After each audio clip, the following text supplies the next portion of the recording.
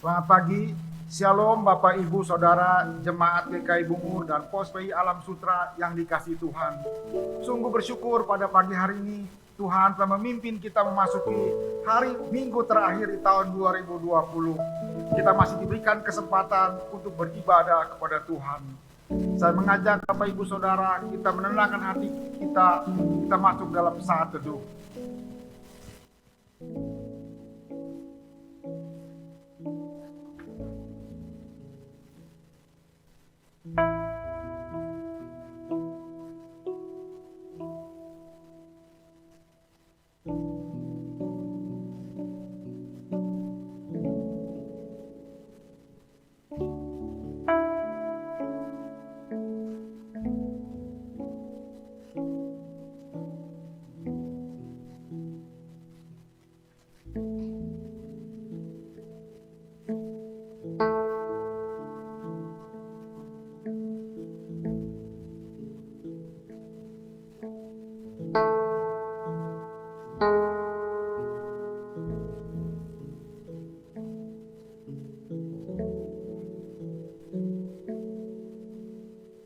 Amin.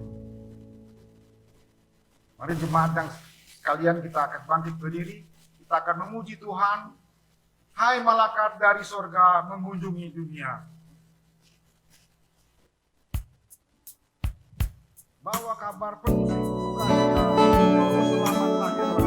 Mari datang menyembah Yesus Kristus Sang Raja.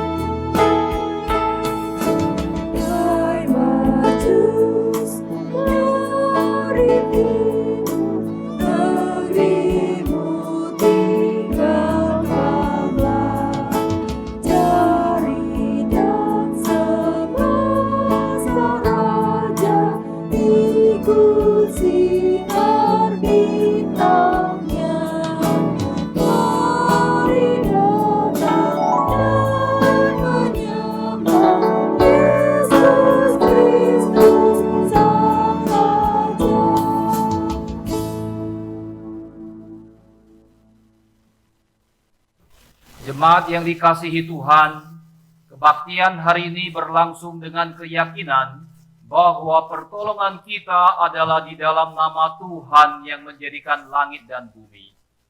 Kasih karunia dan damai sejahtera dari Allah Bapa kita dan Tuhan Yesus Kristus menyertai kita sekalian. Amin.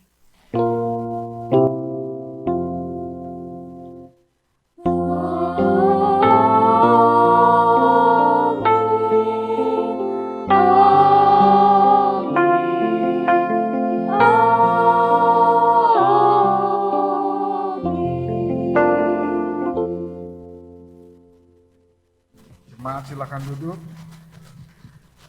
Jemaat yang dikasihi Tuhan, dengarkanlah nats pembuka yang mengawali kebaktian kita pada pagi hari ini. Diambil dalam kitab Mazmur nomor yang ke-96 ayat 7 sampai dengan ayat yang ke-9. Kepada Tuhan, hai suku-suku bangsa, kepada Tuhan sajalah kemuliaan dan kekuatan. Berilah kepada Tuhan kemuliaan namanya. Bawalah persembahan dan masuklah ke pelatarannya. Sujud menyembah kepada Tuhan dengan berhiaskan kekudusan. Gemetarlah di hadapannya, hai segenap bumi. Jemaat yang dikasihi Tuhan, marilah kita bersama-sama datang kembali memuji Tuhan dengan lagu KPPK 162, Kasih yang Ajaib, Kasih dari Golgota. Kasih yang ajaib itu membawa Tuhan dari sorga.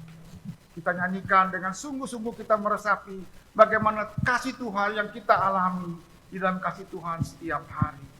kasih yang ajaib, kasih dari Golgota.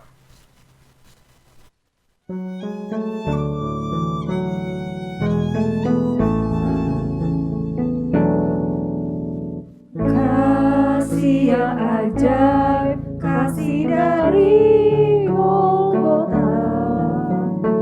Kasih yang ajaib, membawa Tuhan dari surga.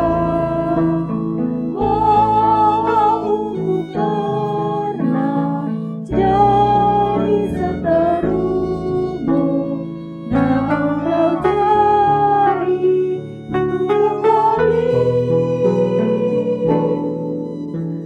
Tak mungkin ku lupa kasih-Mu yang indah, membawa surga kasih Allah.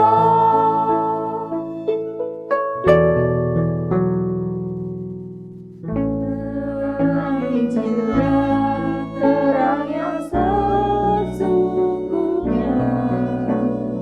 Terang Injilnya yang memberi hikmat kekuatan. Walau dalam gelap yang memberi terang, yang memberi terang dalam salibnya. Memasrahkan hidup untuk memuliakannya, menuntun mereka kepadanya.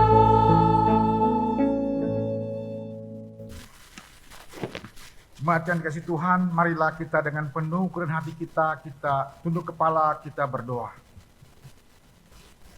Karena kita tahu betapa sering kita juga melakukan kesalahan di depan Tuhan. Bahkan kita meninggalkan Tuhan. Biarlah pada pagi hari ini kita dengan penuh kerendahan hati kita tunduk kepala, kita berdoa. Memohon ampun daripada Tuhan.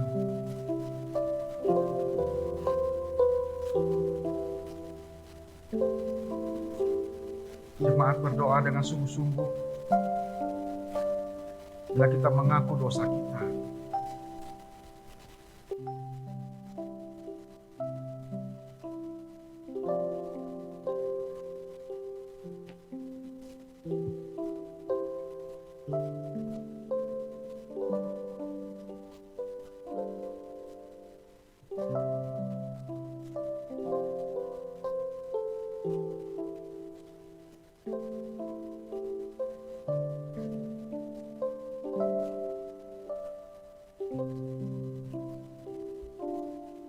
Mari kita berdoa. Tuhan Allah Bapa kami yang ada di dalam surga, yang kami kenal, yang mau datang ke dalam dunia menjadi juru selamat kami. Kami bersyukur ya Tuhan, karena pada pagi hari ini kami boleh datang kepadamu, dan juga boleh bersyukur atas kebaikan Tuhan. Terima kasih ya Tuhan atas kebaikan-Mu. Tetapi pada kala kami melihat ke belakang, kami jauh daripada Engkau. Bahkan kami meninggalkan Engkau ya Tuhan. Tetapi Engkau begitu mengasihi kami. Tatkala kami jauh daripada Engkau, Engkau mencari kami kembali ya Bapa. Tuhan, biarlah pada pagi hari jika di antara kami yang datang mengatakan, di sini kami ya Tuhan. Pimpin dan sertailah kami. Karena kami orang-orang yang jauh daripada Tuhan. Orang-orang yang berdosa menyakiti hati Engkau. Biarlah jika di antara kami yang datang mengatakan demikian dengan seturut hati mereka, setulus hati mereka, hati kami ya Bapa.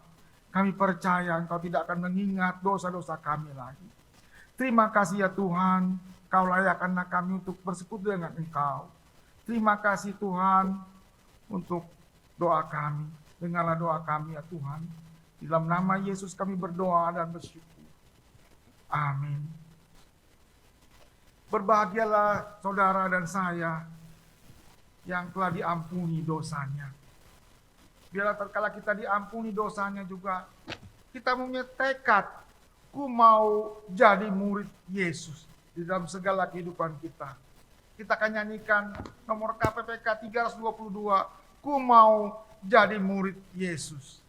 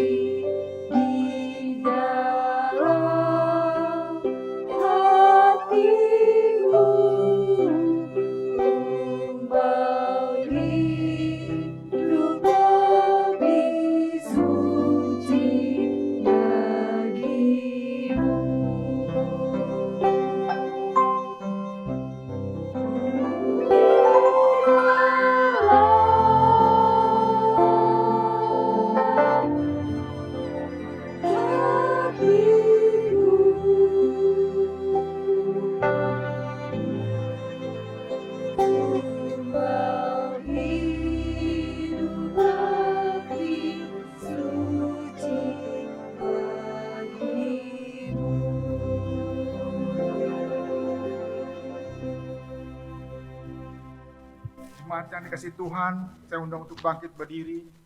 Kita akan mendengarkan berita anugerah dari Tuhan di dalam kitab Roma pasal yang 11 ayat 36 dilanjutkan ayat pasal 12 ayat yang pertama.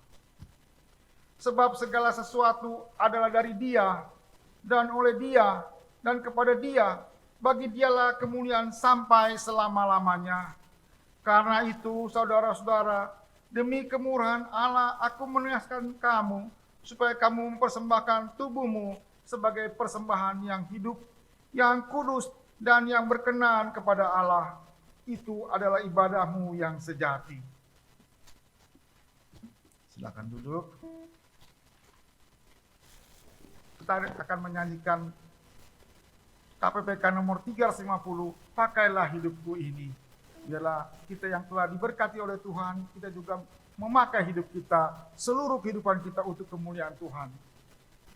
KPPK 350, pakailah hidupku, seluruh roh dan jiwaku. Jiwaku, pakailah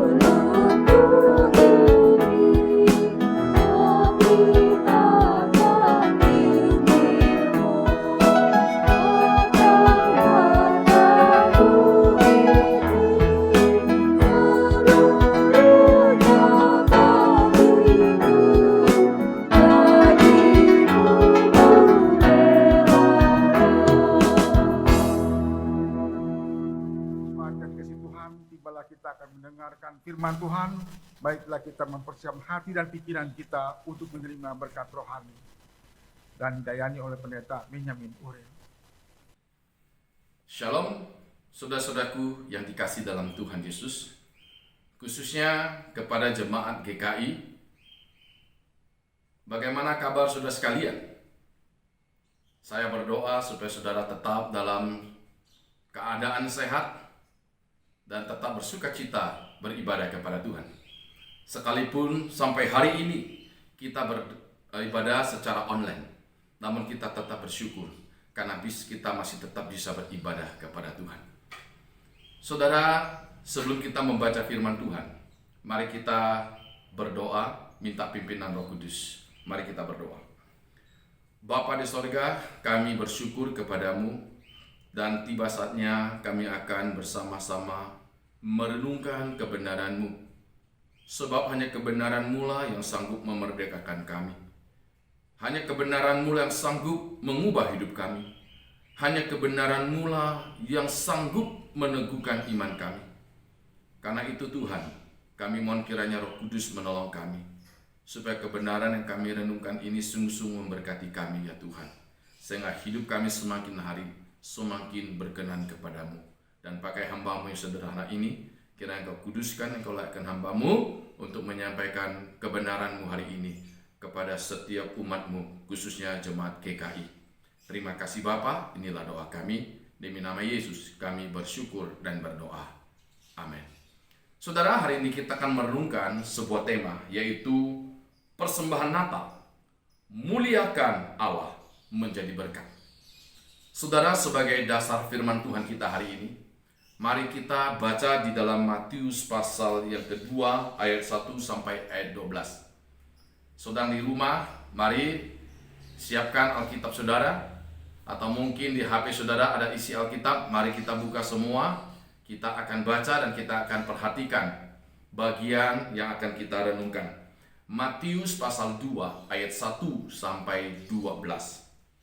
Saya akan bacakan buat saudara sekalian. Sesudah Yesus dilahirkan di Bethlehem di tanah Yudea pada zaman Raja Herodes, datanglah orang-orang Majus dari timur ke Yerusalem dan bertanya-tanya, di manakah dia raja orang Yahudi yang baru dilahirkan itu? Kami telah melihat bintangnya di timur dan kami datang untuk menyembah dia. Ketika Raja Herodes mendengar hal itu, terkejutlah ia beserta seluruh Yerusalem. Maka dikumpulkannya semua imam kepala dan ahli Taurat bangsa Yahudi. Lalu dimintanya keterangan dari mereka di mana Mesias akan dilahirkan. Mereka berkata kepadanya, di Bethlehem, tanah Yudea, karena demikianlah ada tertulis dalam kitab suci. Dan engkau Bethlehem, tanah Yehuda, engkau sekali-kali bukanlah yang terkecil di antara mereka yang memerintahkan Yehuda. Karena daripada mula akan bangkit seorang pemimpin yang akan menggembalakan umatku Israel. Lalu dengan diam-diam Herodes memanggil orang-orang Majus itu dan dengan teliti bertanya kepada mereka. Bintang itu nampak. Kemudian ia menyuruh mereka ke Bethlehem, katanya, pergi dan selidikilah dengan seksama hal-hal mengenai anak itu. Dan segera sesudah kamu menemukan dia, kabarkanlah kepadaku supaya aku pun datang menyembah dia. Setelah mendengar kata-kata raja itu, berangkatlah mereka, dan lihatlah, bintang yang mereka lihat di timur itu mendahului mereka hingga tiba dan berhenti di atas tempat di mana anak itu berada. Ketika mereka melihat bintang itu, sangat bersukacitalah mereka. Maka masuklah mereka ke dalam rumah itu dan melihat anak itu bersama Maria ibunya, lalu sujud menyembahnya. Mereka pun membuka tempat harta bendanya dan mempersembahkan persembahan kepadanya, yaitu emas, kemenyan, dan mur. Dan karena diperingatkan dalam mimpi supaya jangan kembali kepada Herodes, maka pulanglah mereka ke negerinya melalui jalan lain.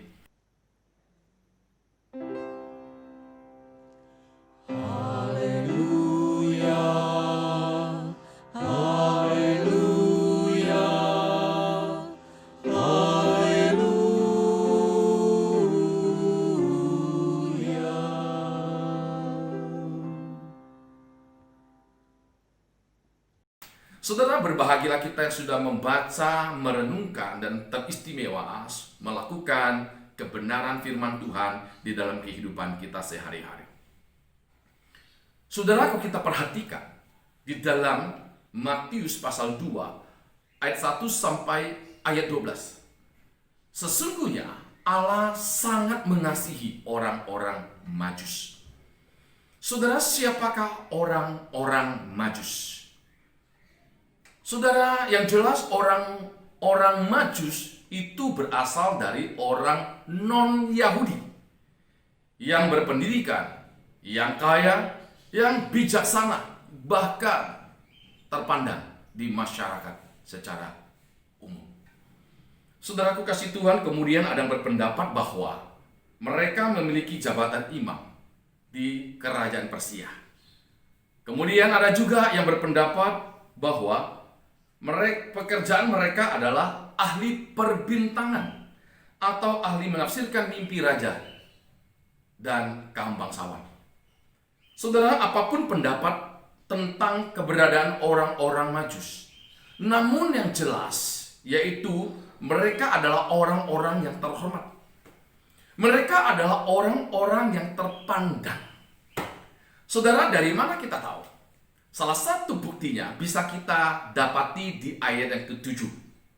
Saudara, karena orang-orang Majus itu berasal dari non-Yahudi. Lalu di ayat ke-7 dikatakan, dengan diam-diam Raja Herodes memanggil orang-orang Majus untuk meminta pendapat mereka tentang di manakah Mesias akan dilahirkan. Saudara, kita bisa bayangkan bagaimana status orang-orang Majus sampai mereka itu bisa diundang loh oleh Raja Herodes untuk melakukan satu tugas, saudara, dari Raja Herodes. Saudaraku kasih Tuhan, dari kisah orang-orang Majus ini, dari kehidupan orang-orang Majus ini yang dicatat dalam Matius pasal kedua ayat 1 sampai ayat 12, saudara, kita bisa belajar ada dua kebenaran mutlak yang harus kita pegang, saudara. Yaitu yang pertama, kebenaran pertama, yaitu Allah yang datang mencari manusia berdosa. Bukan manusia yang datang mencari Allah. Saudara, Allah yang mencari orang-orang Majus, bukan orang-orang Majus yang mencari Allah. Artinya, saudara, begini simpelnya. Di saat seseorang atau kita bisa percaya kepada Yesus dan kita bisa diselamatkan, sebenarnya itu bukan hasil usaha kita. Itu bukan karena perbuatan baik kita, tetapi karena semata-mata kasih karunia Allah di dalam Yesus Kristus. Seperti yang ditegaskan di dalam Matius 18 ayat 11. Di sana dengan tegas dikatakan, karena anak manusia yaitu Yesus datang ke dunia ini untuk menyelamatkan, untuk mencari yang hilang. Jadi bukan manusia yang mencari, tetapi Allah yang mencari. Saudara, ini kebenaran yang pertama. Lalu kebenaran yang kedua, saudara, yaitu keselamatan dari Allah di dalam Yesus Kristus bukan hanya untuk satu golongan, bukan hanya untuk orang-orang yang Yahudi, tetapi juga untuk orang-orang non-Yahudi, dalam pengertian untuk semua golongan. Baik itu golongan orang-orang yang bagian atas atau golongan yang orang-orang yang di bawah. Kemudian atau golongan-golongan orang-orang kaya atau golongan-golongan orang yang tidak kaya, saudara. Golongan orang berpendidikan tinggi atau berpendidikan rendah. Semuanya Tuhan mengasihinya. Dengan kata lain, Allah mengasihi segala suku bangsa. Kenapa? Karena semua suku bangsa, semua manusia itu berharga di mata Allah. Jadi bukan hanya orang Yahudi, tetapi non-Yahudi pun semuanya di mata Allah sama-sama berharga. Saudara kasih Tuhan, jadi orang-orang Majus adalah orang-orang yang didapati, orang-orang yang dikasihi oleh Allah untuk menyatakan kemuliaan Allah melalui kelahiran Yesus sebagai Mesias, sebagai juru selamat umat manusia. Karena itu saudara, dalam Matius 2 ayat 11 bagian B, saudara, di sana dikatakan demikian, mereka pun membuka tempat harta bendanya dan mempersembahkan persembahan kepadanya, yaitu emas, kemenyan, dan mur. Saudara, jadi jelas sekali. Dari bagian ini adalah berbicara tentang persembahan Natal dari orang-orang Majus kepada Yesus. Untuk apa? Menyatakan kemuliaan Allah. Saudara, kita tidak tahu persis ya, kita tidak tahu persis berapa banyak emas, berapa banyak kemenyan, dan berapa banyak mur yang mereka bawa, yang mereka persembahkan kepada Yesus. Namun yang jelas saudara, persembahan yang mereka persembahkan kepada Yesus adalah persembahan yang terbaik untuk menyatakan kemuliaan Allah melalui kelahiran Yesus. Kemudian persembahan yang mereka persembahkan bukan soal kuantitas atau jumlah, tetapi soal kualitas, yaitu soal hati, saudara. Bagaimanakah hati mereka yang betul-betul berjumpa dengan Tuhan itu, sehingga mereka memberi seperti itu. Saudara, pertanyaannya adalah, apa dasarnya orang-orang Majus mempersembahkan persembahan Natal yang terbaik kepada Yesus untuk menyatakan kemuliaan Allah? Saudara, melalui firman Tuhan yang kita baca hari ini, sedikitnya ada 3 prinsip yang bisa kita pelajari. Kalau 3 prinsip ini kita miliki, maka ketika kita memberikan persembahan, mungkin bukan emas, mungkin bukan kemenyan, mungkin bukan mur, atau mungkin bukan sesuatu yang materi, tetapi hidup kita mempersembahkan kepada Tuhan yang terbaik untuk menyatakan kemuliaannya.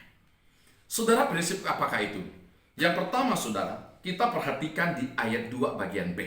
Ya, saya akan bacakan. Di sana dikatakan demikian. Di manakah raja orang Yahudi yang baru dilahirkan itu?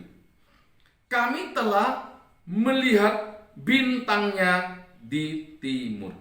Saudara, bagian ini merupakan suatu pertanyaan yang mengandung satu pengakuan iman, yaitu mereka percaya bahwa yang telah lahir itu adalah seorang Mesias dengan menunjukkan bintang di timur. Saudara-saudaraku kasih Tuhan, jadi dari ayat ini mengajarkan prinsip yang pertama, yaitu orang-orang Majus sungguh-sungguh percaya pada bintang di timur, dan bintang itu menunjuk kepada lahirnya Sang Mesias, yaitu Yesus, juru selamat umat manusia. Saudaraku kasih Tuhan, memang harus kita akui, ada banyak pengalaman kita yang berbeda-beda. Kita boleh percaya Yesus. Ada orang punya pengalaman percaya Yesus ketika dia mengikuti KKR. Ketika firman Tuhan berbicara dan dia ditantang, lalu dia menyerahkan diri dan terima Yesus. Kemudian ada juga yang percaya Yesus karena ketika didoakan dari sakitnya dan dia mengalami mujizat Tuhan. Kemudian juga ada yang percaya Yesus karena melihat kehidupan orang-orang Kristen, melihat kehidupan orang-orang percaya, sehingga orang tersebut boleh terpengaruh dan percaya kepada Yesus. Kemudian juga ada yang percaya Yesus karena didatangi oleh teman yang sudah percaya, lalu diinjil secara pribadi, dan akhirnya dia membuka hati dan terima Yesus. Dan masih banyak cara Tuhan menobatkan seseorang. Saudaraku kasih Tuhan, bagaimana cara Tuhan bekerja dalam hidup saudara sehingga saudara dan saya boleh percaya kepada Yesus? Saudara, kita perhatikan di dalam bagian firman Tuhan ini, jelas sekali cara Tuhan menyelamatkan orang-orang Majus, yaitu dengan cara tanda bintang di timur. Ketika mereka melihat, lalu mereka percaya. Jadi dengan kata lain, orang-orang Majus boleh percaya Yesus yang telah lahir itu sebagai juru selamat, yaitu karena melihat. Karena melihat bintang itu. Saudara, ini memang satu pengalaman yang sangat luar biasa. Saudaraku, tetapi semuanya di dalam kasih karunia Tuhan. Apapun cara Tuhan menobatkan seseorang, semua tetap dalam porsi kasih karunia Tuhan yang sama. Saudara, karena itu, inilah yang pertama yang harus kita miliki. Orang-orang Majus bisa mempersembahkan yang terbaik buat Tuhan karena mereka sudah percaya kepada Yesus. Sungguh-sungguh menerima Yesus sebagai juru selamat pribadi dia. Sungguh-sungguh percaya Yesus yang sudah lahir itu sebagai Mesias.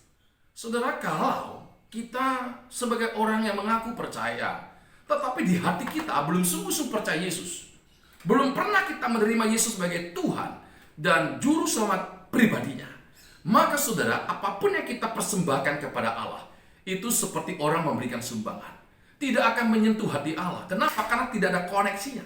Kita belum masuk di dalam dimensinya Allah, saudara. Hanya saat seseorang sungguh-sungguh sadar ketika dia berdosa, ya, ketika dia sungguh-sungguh mengaku segala keterbatasan dia, lalu dia datang kepada Yesus dan minta ampun, dan akhirnya membuka hati, percaya dan terima dia sebagai Tuhan dan juru selamat pribadinya, maka dia akan masuk dalam dimensi Allah. Sehingga ketika dia masuk dalam dimensi Allah, maka apapun yang mereka lakukan, apapun yang dipersembahkan, itu akan berkenan kepada Allah. Saudara-saudaraku kasih Tuhan, ini yang dilakukan oleh orang-orang Majus yang harus kita miliki. Sekarang pertanyaannya, saudara, apakah saudara sungguh-sungguh sudah percaya Yesus belum? Saya tidak bertanya apakah saudara sudah berapa lama ke gereja, apakah Anda sungguh-sungguh beribadah ke gereja, saudara. Saya tidak bertanya hal itu. Tetapi saya bertanya hatimu, apakah hatimu sungguh-sungguh sudah percaya dan sudah menerima Yesus sebagai juru selamat pribadimu? Saudara, inilah prinsip yang pertama. Lalu prinsip yang kedua. Prinsip yang kedua kita perhatikan di bagian ayat 11a. Lalu nanti kita bandingkan di ayat 2a. Saudara, 11a mengatakan demikian. Maka masuklah mereka ke dalam rumah itu dan melihat anak itu bersama Maria ibunya, lalu sujud menyembah dia. Lalu di ayat 2a dikatakan tadi, kami datang untuk menyembah dia. Ada dua kali kata menyembah. Saudara, bagian ini merupakan apa, saudara? Merupakan proses, ya, proses dari pengakuan iman mereka, yaitu orang-orang Majus, yaitu menyembah. Tanpa satu proses pengakuan iman kepada Yesus, tidak akan mungkin memiliki penyembahan yang berkenan kepada Tuhan. Saudaraku kasih Tuhan, kata menyembah di sini mempunyai pengertian, yaitu sungguh-sungguh menjadikan Yesus bukan hanya juru selamat. Anda perhatikan, saudara, bukan hanya sebagai juru selamat, tetapi sebagai penguasa tunggal atas hidupnya. Jadi saudara, ini sangat berbeda sekali dengan pengakuan Raja Herodes yang dicatat di ayat 8. Di mana Raja Herodes meminta supaya orang-orang Majus dapat memberitahukan kepadanya di saat mereka berjumpa dengan Yesus. Kenapa? Karena dikatakan di ayat 8, yaitu Herodes pun dia berkata, ia pun ingin datang menyembah Yesus. Betul, saudara? Di ayat 8 dikatakan, Herodes pun berkata, aku ingin menyembah dia. Saudara, jelas sekali respon Herodes ini bukan dari pengakuan imannya, atau juga bukan sungguh-sungguh menjadikan Yesus sebagai penguasa tunggal atas hidupnya. Tetapi saudara, hanya semata-mata bertujuan ingin membunuh Yesus itu. Jadi dia berkata kepada orang-orang Majus, aku ingin menyembah dia juga. Saudaraku, tapi hatinya enggak. Hanya mulut tapi hati enggak. Hatinya ingin membunuh Yesus, saudara. Saudara-saudaraku kasih Tuhan. Jadi orang-orang Majus menyembah Yesus sebagai bukti mereka bukan hanya percaya Yesus saja, tetapi menjadikan Yesus sebagai penguasa tunggal atas hidup mereka. Sehingga hidup mereka ini baru sungguh-sungguh diubahkan, saudara. Bahkan senantiasa memuliakan nama Tuhan. Jadi hidup mereka tidak ada yang lain. Tidak ada ilah yang lain, hanya Yesus. Only Jesus. Hanya Yesus, saudara. Jadi bukan hanya kita mengaku percaya, bukan hanya kita menerima Yesus, tetapi yang lebih dalam lagi, saudara, yaitu dalam pengaplikasikan hidup kita, yaitu harus menjadikan Yesus sebagai penguasa tunggal atas hidup kita. Sehingga apapun persoalan kita, apapun pergumulan kita, apalagi di tengah COVID-19 ini, saudara, yang belum berakhir, saudaraku kasih Tuhan, begitu banyak godaan, begitu banyak tantangan yang bisa menggeserkan iman kita, yang bisa menggeserkan pengakuan kita akan Yesus yang sebagai penguasa tunggal atas hidup kita. Sehingga akhirnya kita berpaling kepada yang lain. Saudara, beberapa waktu yang lalu saya sempat dikontak oleh satu orang dan saya datang, saudara, sekaligus membakar tempat sembahyang milik orang tuanya. Saudara, di dalam percakapan itu, saudara, ada satu hal yang mengagetkan saya. Ternyata salah satu anggota keluarganya, saudara, mengaku percaya dan berjemaat di satu gereja. Namun ketika di dalam dialog, saudara, di dalam percakapan, lalu saya mengatakan bahwa kita sebagai orang percaya tidak boleh ada satu ilah apapun dalam hidup kita. Kita sungguh-sungguh menjadikan Yesus itu sebagai penguasa tunggal kita. Kalau enggak, sekalipun kita setiap minggu beribadah, sekalipun kita setiap minggu, bahkan setiap hari, kita mempersembahkan uang kita untuk pekerjaan Tuhan. Dan mungkin kegiatan-kegiatan rohani lain yang kita lakukan, seolah-olah semua itu untuk Tuhan. Tapi sesungguhnya tidak akan pernah berkenan kepada Tuhan ketika di dalam hati kita masih ada berhala, masih ada ilah-ilah lain. So, ketika saya menegakkan seperti itu, lalu dia mengaku bahwa ternyata dia juga memiliki salah satu jimat warisan dari orang tuanya. Saudara, lalu saya minta dikeluarkan, lalu saya membimbing dia dan mengaku dosa dan minta ampun kepada Tuhan. Lalu jimat itu saya bakar, saudara. Padahal dia sudah sekian tahun, saudara, sudah percaya Yesus dan sudah dibaptis. Tetapi saudara, dia masih pegang sesuatu ilah dalam hidupnya. Kenapa? Karena dia masih meragukan kuasa kedaulatan Allah dalam hidupnya.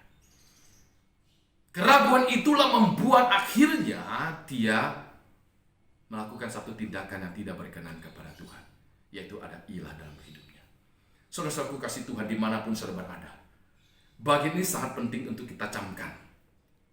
Bagian ini sangat penting, prinsip ini sangat penting untuk kita renungkan. Apakah dalam hidupmu masih ada ilah lain?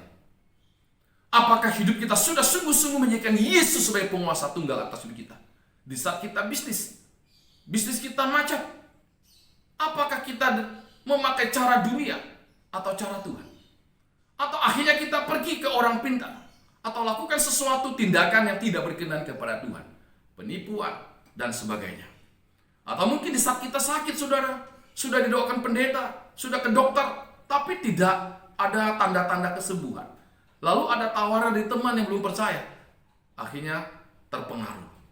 Saudara, saya ingin katakan, sekalipun kita ke gereja setiap minggu memberikan uang kita kepada Tuhan katanya, tapi kalau hati kita masih bercabang, saudara, masih ada ilah lain, saudara, ibadah kita, penyembahan kita tidak akan berkenan kepada Tuhan. Jadi sebenarnya dalam bagian ini, kata menyembah di sini bukan dalam bentuk ya kan, lahiriah kita dan sikap kita menyembah, berlutut bukan seperti itu, tapi lebih mengacu hati dan hidup kita. Apakah kita sudah menjadikan Yesus sebagai penguasa tunggal atas hidup kita? Itulah kata menyembah, saudara. Sehingga dalam pengertian menyembah ini bukannya dibatasin saat kita di gereja. Dimanapun kita berada, kita bisa menyembah. Di saat kita hidup, kita menjadikan Yesus sebagai penguasa tunggal kita. Di saat ada godaan dalam bisnis, ya kan, yang bisa membuat kita jauh dari Tuhan, atau sesuatu yang menggantikan Tuhan, kita bisa berkata no. Atau mungkin bagi anak muda yang lagi pacaran, saudara, sebelum mendapatkan pemberkatan nikah kudus, melakukan hubungan seks, saudara. Saudara, ketika kita menjadikan Yesus sebagai penguasa tunggal atas hidup kita sebagai anak muda, saudara, kita akan berkata no sebelum menerima pemberkatan nikah kudus. Saya tidak akan lakukan. Dan masih banyak hal, saudara, di dalam dunia ini, dalam hidup kita ini, saudara, apalagi dengan COVID-19 ini, kita jujur mengatakan, ada banyak tantangan, ada banyak godaan. Mari, saudara, datanglah kepada Yesus. Tetap kita datang berharap kepada Dia dan menjadikan Dia sebagai penguasa tunggal kita, dan tetap percaya bahwa Tuhan tidak akan pernah salah memimpin hidup kita, saudara. Itulah yang ada pada orang Majus. Ketika mereka berjumpa secara tatap muka dengan Yesus, saudara, mereka menyembah. Di saat mereka menyembah, di sanalah mereka menjadikan Yesus sebagai bukan hanya juru selamat, tapi penguasa tunggal atas hidup kita.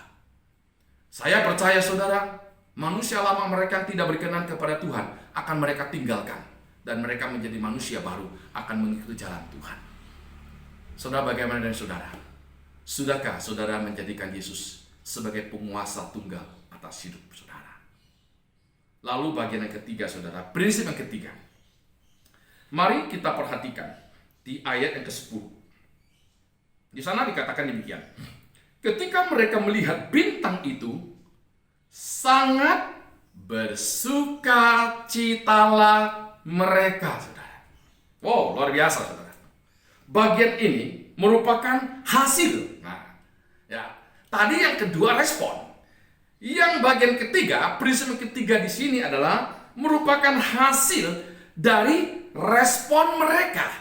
Ya, ketika mereka menjadikan Yesus sebagai penguasa tunggal atas hidup kita, sekalipun ada tekanan-tekanan, ancaman dari Raja Herodes atau siapapun, mereka tidak takut. Mereka tidak kecut. Malahan hati mereka bersukacita. Saudaraku kasih Tuhan, jadi bersukacita di sini bukanlah mereka mendapatkan uang yang banyak. Bersukacita di sini bukan karena mereka mendapatkan cuan yang besar di dalam bisnis atau mendapatkan sesuatu materi dalam hidup mereka. Tetapi sukacita di sini adalah mereka sungguh-sungguh mengalami kasih Allah di dalam Yesus yang sudah lahir itu. Saudara, Matthew Henry, seorang penulis asal Inggris, saudara, dalam salah satu buku penafsiran yang dituliskannya, saudara, dia berpendapat, ya, dia mengatakan begini. Kata sukacita di sini menggambarkan suasana hati yang senang, gembira, dan damai, bukan karena faktor dari luar, tetapi faktor dari dalam hati yang sudah diperdamaikan Allah. Saudara, pernyataan Henry ini jelas. Diperdamaikan Allah baru bisa menghasilkan sukacita yang sesungguhnya. Kalau seseorang tidak diperdamaikan Allah, tidak akan mungkin bisa mendapatkan sukacita yang sesungguhnya. Saudaraku kasih Tuhan, keadaan inilah dialami oleh orang-orang Majus. Di saat mereka berjumpa pribadi dengan Yesus, mereka sungguh-sungguh mempersembahkan yang terbaik kepada Tuhan Yesus.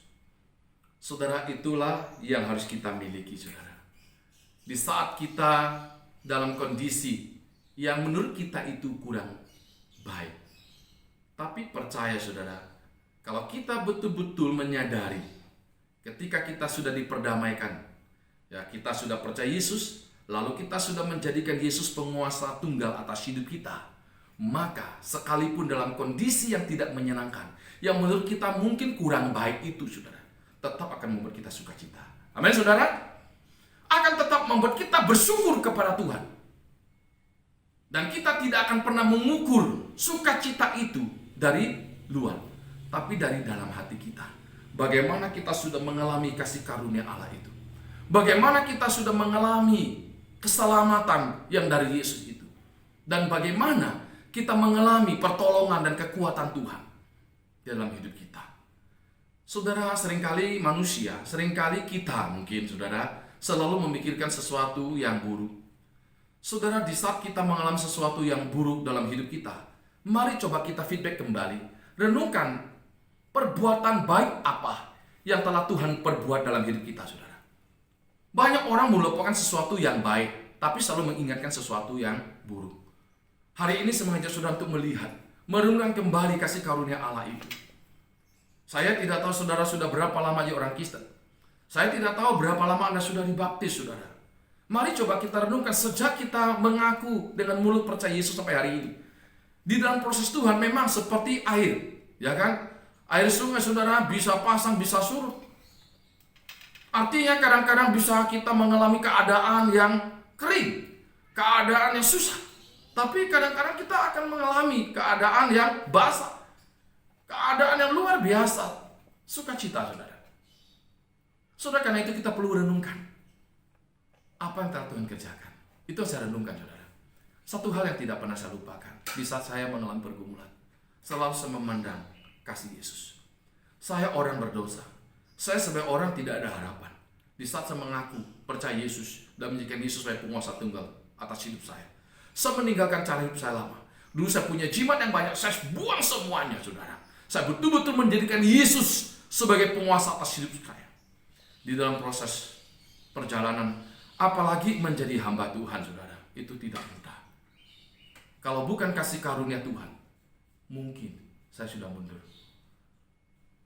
Selalu saya merenungkan betapa Tuhan mengasihi aku orang berdosa. Betapa Tuhan melihat aku orang yang hina ini sebagai orang yang berharga. Sudah, jadi kita punya cara pandang seperti itu. Mari kita melihat bagaimana cara pandang Allah melihat kita. Bukan kita melihat Allah. Kalau kita melihat manusia dengan kacamata kita, melihat Allah dengan kacamata kita, saudara, kita akan kecewa. Di saat kita susah, ya kan, kita mengerutu. Kita bisa kecewa dan meninggalkan Tuhan, saudara. Dan akhirnya kita bisa mencari ilah lain. Tapi ketika kita melihat cara pandang Tuhan, bahwa kasih Allah begitu besar, dikatakan akan dunia ini loh, sehingga dia harus mengirimkan anak tunggal, Yesus datang ke dunia ini, semata-mata untuk mengasihi saudara dan saya. Saudara, yang kita renungkan, inilah bisa membuat kita kuat, saudara. Di saat kita dalam kondisi apapun, di saat kita dalam kondisi seberat apapun, kita tetap bisa mempersembahkan sesuatu yang terbaik bukan bagi Tuhan. Mungkin itu bisa uang kita, mungkin itu bisa waktu kita, mungkin itu bisa tenaga kita, bahkan hidup kita. Yaitu ketika kita melayani Tuhan, ketika kita memberitakan Injil, memperkenalkan Yesus, dan banyak hal yang bisa kita persembahkan, saudara. Jadi mempersembahkan persembahan Natal di sini jangan selalu kita konotasi uang. Itu betul, tapi itu sebagian kecil. Tapi kita sebenarnya secara keseluruhan, saudara, bahkan hidup kita, ketika kita hidup kudus, hidup berkenan kepada Tuhan, itulah persembahan kita yang terbaik bagi Tuhan. Saudara-saudara, itulah dimiliki oleh orang-orang Majus. Sehingga saudara, kita bisa melihat pada saat mereka sudah bertemu dengan Yesus, lalu saudara, apakah mereka melakukan apa yang menjadi pesan Raja Herodes, yaitu memberitakan kepada Raja Herodes. Saudara, jelas di ayat yang terakhir, di ayat 12 dikatakan begini. Dan karena diperingatkan dalam mimpi supaya jangan kembali kepada Herodes, maka pulanglah mereka ke negerinya melalui jalan lain. Saudara, inilah mereka tidak memberitahukan kepada Raja Herodes karena mereka tahu tujuan Raja Herodes seperti apa. Lalu mereka pulang mengambil jalan lain dan dengan hati yang bersukacita. Dan saya percaya mereka akan pergi ketika ketemu orang, ketemu siapapun, mereka akan menceritakan bahwa Mesias sudah lahir. Sang Juru Selamat sudah lahir. Saudara, itulah persembahan dari orang Majus melebihi daripada emas, kemenyan, dan mur. Itu bisa terjadi, saudara, dalam satu proses mulai dari percaya. Setelah percaya, lalu mulai mereka menyembah, menjadikan Yesus sebagai penguasa tunggal hidup mereka. Lalu hasilnya ada sukacita dan ada damai dalam hidup mereka. Saudara, inilah 3 prinsip yang ada pada orang-orang Majus, sehingga mereka mempersembahkan persembahan yang terbaik, persembahan Natal mereka yang the best, saudara, kasih Tuhan. Sekarang pertanyaan, bagaimanakah dengan saudara saya? Mungkin kita tidak memiliki pengalaman seperti orang Majus, saudara, yaitu melihat bintang di timur, atau mungkin mempersembahkan emas kita, kemenyan kita, ataupun mur kita, saudara. Namun yang jelas, jikalau hari ini kita sadar bahwa kita sungguh-sungguh percaya kepada Yesus, dan kita sudah sungguh-sungguh mengalami kasih Allah yang besar itu, maka saya percaya, saudara, tidak ada alasan bagi kita untuk mempersembahkan persembahan Natal yang terbaik buat Tuhan, the best buat Tuhan. Selain hati kita dipenuhi dengan sukacita, sekalipun sudah kasih Tuhan, kita berada dalam satu kondisi yang tidak terlalu baik. Dengan hadirnya, dengan munculnya COVID-19 ini, yang bisa melumpuhkan ekonomi, dan bisa melumpuhkan bisnis, bukan hanya nasional tetapi secara internasional. Namun percayalah, kalau kita memiliki 3 prinsip ini, apapun kondisinya, apapun keadaannya, sekalipun COVID-19 atau COVID berapa, saudara, hati kita senantiasa dilimpahkan dengan sukacita, dengan hati yang bersyukur. Amin, saudara. Saudara percaya, saudara, akan janji Tuhan ini? Saudaraku kasih Tuhan, jadi jika kita sungguh-sungguh menjadikan Yesus sebagai juru selamat kita, menjadikan Yesus sebagai penguasa tunggal kita, saudara, maka sekali lagi saya katakan, kita akan mempersembahkan yang terbaik buat Tuhan. Hidup kita tidak lagi menjadi orang yang kikir, yang selalu perhitungan dalam pekerjaan Tuhan. Hati kita tidak akan lagi dikuasai oleh iri hati, sakit hati, benci, kemudian sombong atau tinggi hati, dan lain sebagainya. Dan hidup kita tidak lagi untuk hal yang sia-sia, tetapi untuk hal yang bersifat kekekalan. Waktu kita juga pergunakan persembahan untuk melakukan pekerjaan Tuhan yang bernilai kekal. Uang kita, semua yang kita miliki, kita boleh persembahkan kepada Tuhan untuk pekerjaan Tuhan yang bernilai kekal. Kalau kita dengan dasar yaitu percaya, menyembah, dan bersukacita, maka persembahan kita berkenan kepada Tuhan dan memuliakan nama Dia, dan akan menjadi berkat bagi banyak orang. Amin, saudara. Kiranya firman Tuhan hari ini boleh memberkati kita, menyadarkan kita bahwa hanya Yesuslah penguasa tunggal atas hidup kita, bukan yang lain. Itulah yang bisa memberi kita, memberi yang terbaik buat Tuhan. Kiranya Tuhan memberkati kita, dan saya berdoa biar Roh Kudus bekerja di hati setiap kita, supaya kita betul-betul dalam kondisi apapun, kita tetap menjadikan Yesus sebagai penguasa atas hidup kita. Kiranya Tuhan memberkati kita. Mari kita berdoa. Bapa di sorga, kami bersyukur kepadamu. Hamba-Mu sudah membentangkan kebenaran firman-Mu. Bagaimana persembahan orang-orang Majus memberikan persembahan yang terbaik untuk menyatakan kemuliaan Allah. Biarlah Roh Kudus terjemahkan dalam hati kami dalam bahasa sederhana ini, sehingga kami boleh dimampukan untuk melakukannya. Sekalipun saudara, sekalipun dalam kondisi yang tidak baik ini, kami tetap menjadikan Yesus sebagai penguasa atas hidup kami. Berkatilah setiap jemaat-Mu Tuhan, khususnya jemaat GKI Bungur, dimanapun mereka berada, supaya mereka tetap setia mengikut Yesus. Sekali mengikut Yesus, selama-lamanya mengikut Yesus sampai akhir. Tidak ada yang lain selain Tuhan Yesus dalam hidup kami. Terima kasih Tuhan untuk kasih karunia-Mu, untuk anugerah-Mu yang melampaui akal budi kami. Kami bersyukur demi nama Tuhan Yesus kami berdoa. Amin. Tuhan Yesus memberkati saudara sekalian. Amin.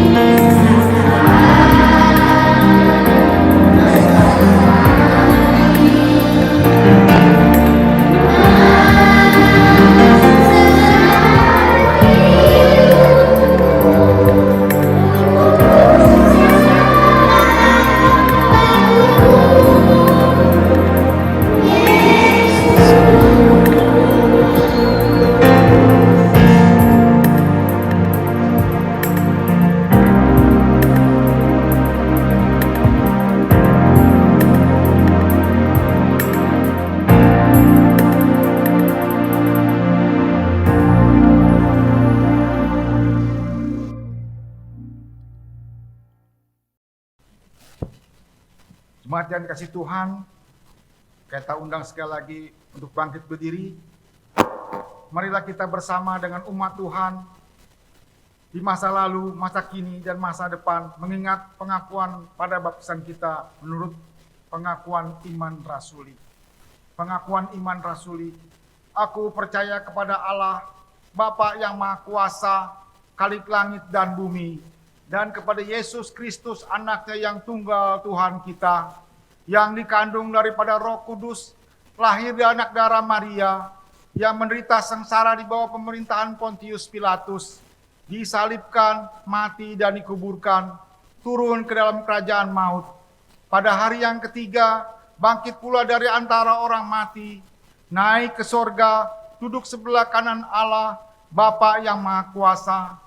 Dan dari sana ia akan datang untuk menghakimi orang yang hidup dan yang mati. Aku percaya kepada Roh Kudus, gereja yang kudus dan am, persekutuan orang kudus, pengampunan dosa, kebangkitan orang mati, dan hidup yang kekal. Bapak, Ibu, saudara-saudara sekalian, jemaat Tuhan, salam sejahtera, shalom.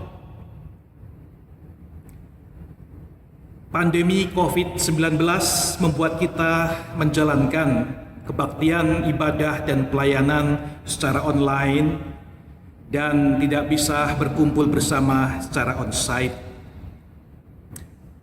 Demikian juga dengan sakramen perjamuan kudus. Tahun ini kita sudah melewatkan 3 kali tidak melaksanakannya. Yang pertama saat Jumat Agung. Yang kedua pertengahan bulan tahun ini yaitu bulan Juli. Dan yang ketiga adalah bulan Oktober, itu hari peringatan perjamuan kudus dunia. Nah, kita memaklumi hal-hal tersebut merupakan keterbatasan dan kita tidak bisa seperti dulu. Seperti halnya gereja-gereja GKI yang lain, maka Majelis Jemaat GKI Bungur juga semula tidak melaksanakan pelayanan perjamuan kudus secara online. Hal ini menunjukkan bahwa Majelis Jemaat sangat berhati-hati dan sangat serius memandang perjamuan kudus. Namun, Bapak Ibu Saudara sekalian, ketika keadaan pandemik ini tidak kunjung berhenti, kondisi di Indonesia juga tidak berubah sampai hari ini seperti ini. Kita juga tidak tahu kapan pandemi ini akan selesai. Maka Majelis Jemaat Bungur melalui doa, pergumulan, dan melihat pemahaman-pemahaman yang ada dalam lingkungan GKI, akhirnya melalui persidangan Majelis Jemaat PMJ, Majelis Jemaat mengikuti arahan-arahan yang sudah ditetapkan oleh Sinode GKI, Sinode Wilayah, dan GKI Klasis Priangan. Kita memutuskan, Majelis Jemaat memutuskan untuk menjalankan sakramen perjamuan kudus secara online. Nah, sakramen perjamuan kudus online ini akan dilaksanakan pada tanggal 10 Januari tahun 2021, mengambil momen awal tahun yang baru tahun 2021. Jikalau tidak dalam suasana seperti ini, pandemi ataupun new normal, maka kita pun tidak akan menjalankan perjamuan kudus secara online. Nah, di saat seperti ini yang terbatas, mari kita mohon anugerah Kristus, anugerah dari Allah, mempersiapkan kita untuk menghayati, merasakan persekutuan dengan sesama dan dengan Kristus, dengan Allah, melalui sakramen perjamuan kudus ini. Kita di dalam sakramen perjamuan kudus memakai elemen-elemen yang biasa disediakan, yaitu roti perjamuan kudus ini, kemudian air anggur, roti yang melambangkan tubuh Kristus dan roti anggur yang melambangkan darah Kristus. Bukan elemen itu sendiri yang kudus, sakral, dan magis, namun Kristus, sosok Kristus, Allah itu sendiri yang dinyatakan dan kita terima di dalam hidup kita. Melalui pengorbanannya di kayu salib, tubuhnya dipecahkan dan darahnya yang kudus itu membasuh dosa kita. maka kita dengan iman pada Dia kita diselamatkan. Nah, hari ini melalui perjamuan kudus online yang nanti kita akan ikuti, saudara akan menghayati kembali dan merasakan itu, mengalami kembali kehadiran Allah dan karya Allah melalui Kristus. Nah, saudara, ada beberapa hal prinsip yang perlu kita persiapkan. Sama halnya sakramen ini ketika dijalankan secara onsite waktu-waktu yang lampau, maka di dalam kebaktian online pun Bapak Ibu persiapkan hati, iman dan rohani kita jauh lebih penting daripada persiapan yang lain. Oleh karena itu perjamuan ini hanya bisa diikuti oleh mereka yang sudah dibaptis dewasa dan mengaku percaya atau sidi, lalu tidak di dalam penggembalaan khusus gerejawi, lalu sudah mempersiapkan diri sepanjang beberapa waktu yang dipersiapkan, membereskan masalah-masalah yang menghalangi hubungannya dengan Tuhan dan sesama, menyelesaikan masalah-masalah dalam kehidupan kita, ganjalan-ganjalan, kepahitan-kepahitan, dan kita datang kepada Tuhan untuk bersama-sama menerima perjamuan kudus. Nah, saudara sekalian, tentunya hal-hal ini tidak bisa diabaikan dan Bapak Ibu punya cukup waktu untuk mempersiapkan semua dengan baik. Perjamuan kudus ini juga tidak dilaksanakan berkali-kali pada hari itu. Hanya akan dijalankan satu kali, yaitu pada pukul 9.30 pagi, dan setelah itu tidak ada siaran ulang, sehingga kita bisa mengikutinya secara langsung, terhubung dengan yang di gereja dan yang di rumah bersama dengan Tuhan dan juga saudara seiman dalam waktu yang nyata, the real time itu, bersama-sama bersekutu mengalami kehadiran Tuhan. Jadi Bapak Ibu persiapkan diri sebaik mungkin karena tidak ada siaran ulang. Nah, sekarang mari kita perhatikan beberapa hal-hal praktis atau teknis yang kita akan jalankan saat mengikuti perjamuan kudus itu nanti. Yang pertama, saudara sekalian, untuk keseragaman pemakaian elemen perjamuan kudus roti dan anggur ini, maka gereja Tuhan, majelis jemaat akan mempersiapkan roti dan anggur yang sama. Bapak Ibu akan memakainya dan kami mengundang untuk Bapak Ibu bisa mengambilnya di gereja, mengambil di kantor gereja dan mendaftarkan diri, memberitahu bahwa Bapak Ibu siap dan akan mengikuti bersama dengan keluarga. Dan di situ gereja akan mendata dan gereja akan membagikan satu paket perjamuan kudus yang diperlukan. Nah, bagi jemaat yang dalam keadaan khusus, mungkin usia lanjut ataupun terbatas, sakit, tidak bisa hadir untuk mengambil, harap bisa melaporkan ke gereja, maka gereja akan mengatur pengiriman kepada Bapak Ibu Saudara sekalian agar pada waktunya nanti bisa bersama mengikutinya. Nah, pada tanggal 10 Januari 2021 nanti, yang akan melayankan perjamuan kudus di rumah masing-masing adalah salah satu anggota keluarga yang sudah mempersiapkan diri, mungkin bisa kepala rumah tangga.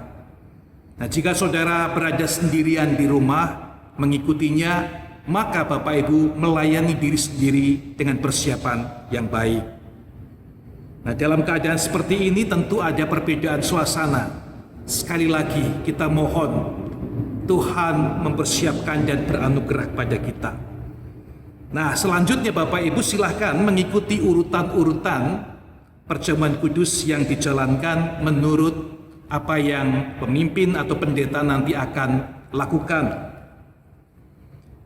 Roti perjamuan kudus ini akan diambil atau dibagikan pada anggota keluarga.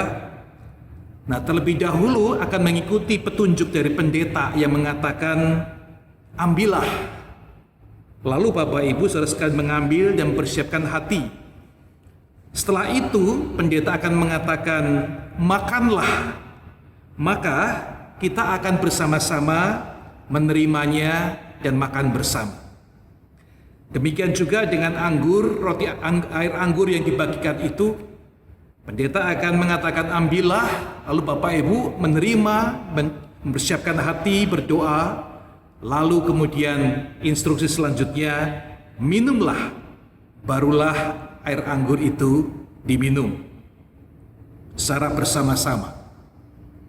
Nah, setelah sakramen ini selesai, maka akan melanjutkan kepada liturgi-liturgi yang berikutnya sampai ibadah selesai. Demikianlah panduan yang bisa kami sampaikan untuk mengikuti sakramen perjamuan kudus pada tanggal 10 Januari 2021. Kiranya Tuhan memberikan anugerah, menolong kita, memberkati kita di dalam segala keterbatasan. Kita bisa bersekutu dengan sesama dan juga dengan Kristus yang mencintai kita itu. Tuhan memberkati saudara sekalian. Amin.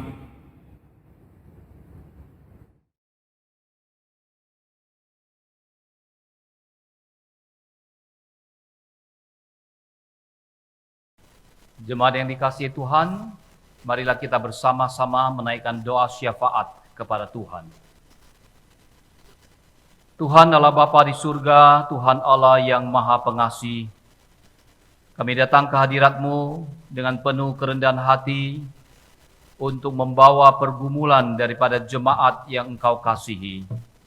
Di tengah-tengah masa pandemi yang masih berlangsung ya Tuhan, ada begitu banyak jemaat yang mengalami kesusahan di dalam kehidupan mereka.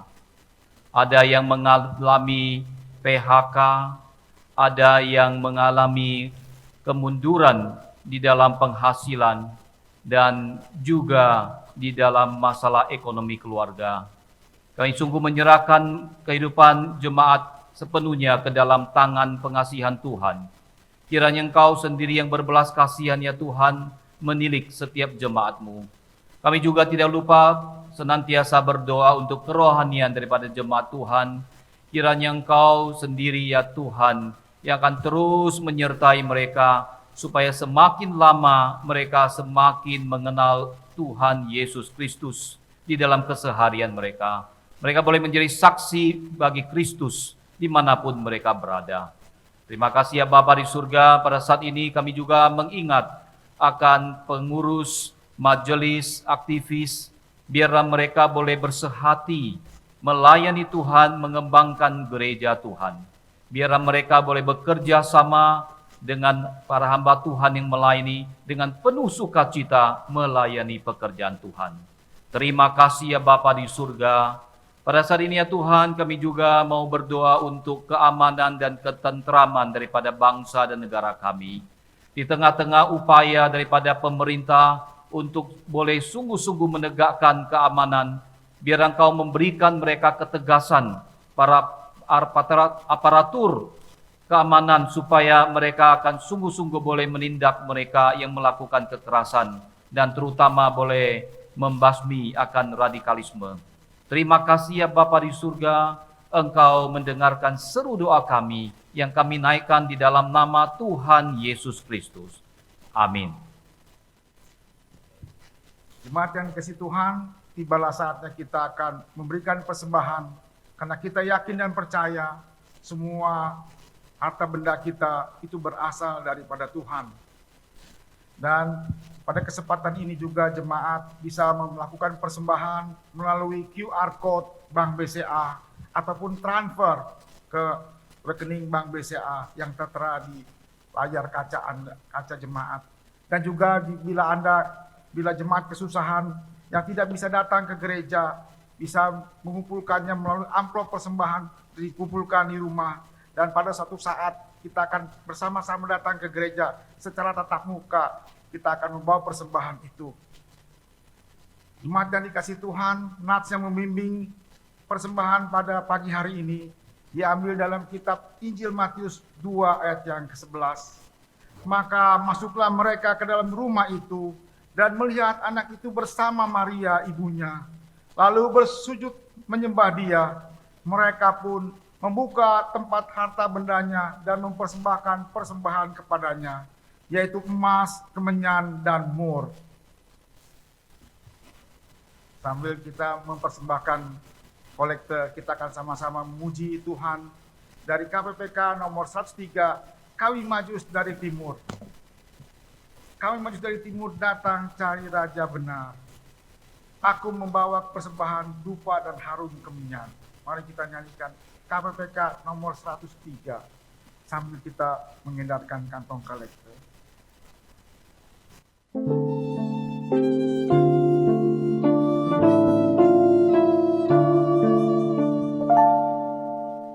Kami majus dari timur, datang cari Raja benar. Lewat gurun lembah gunung, dipimpin bilangnya.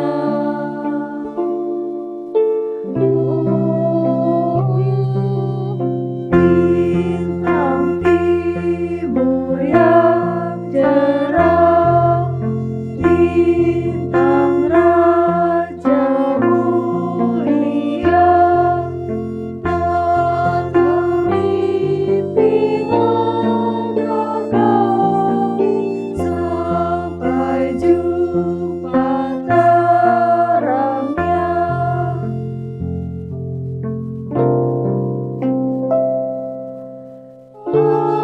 Aku bawa persembahan, duka dan harum kemenyan.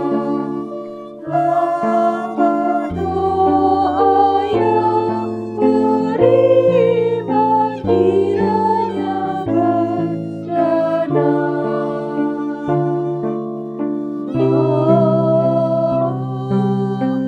Bintang timur yang cerah, bintang Raja mulia, dan memimpin langkah kami sampai jumpa terangnya.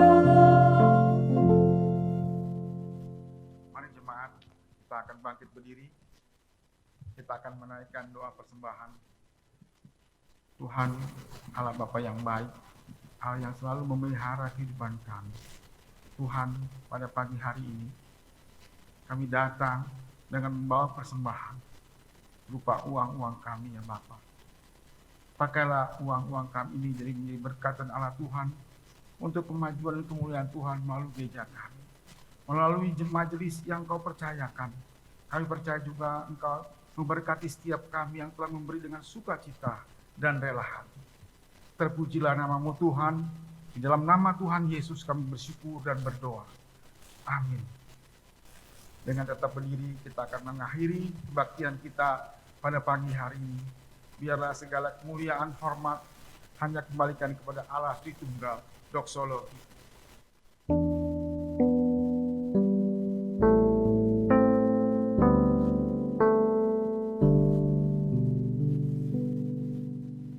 Puji Allah Bapa Putra, puji Allah Roh Kudus, ketiganya yang esa. Mohon salam sumber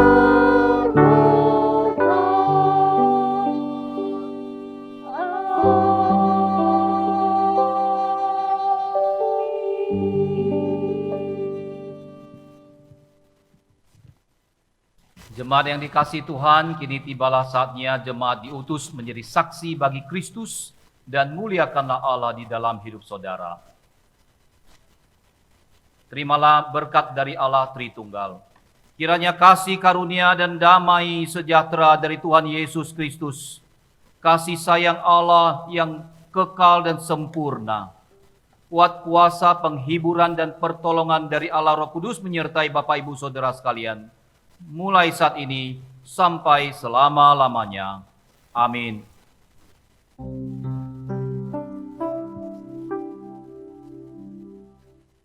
Haleluya,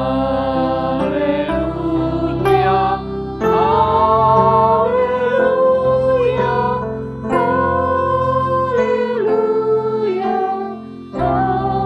haleluya, haleluya,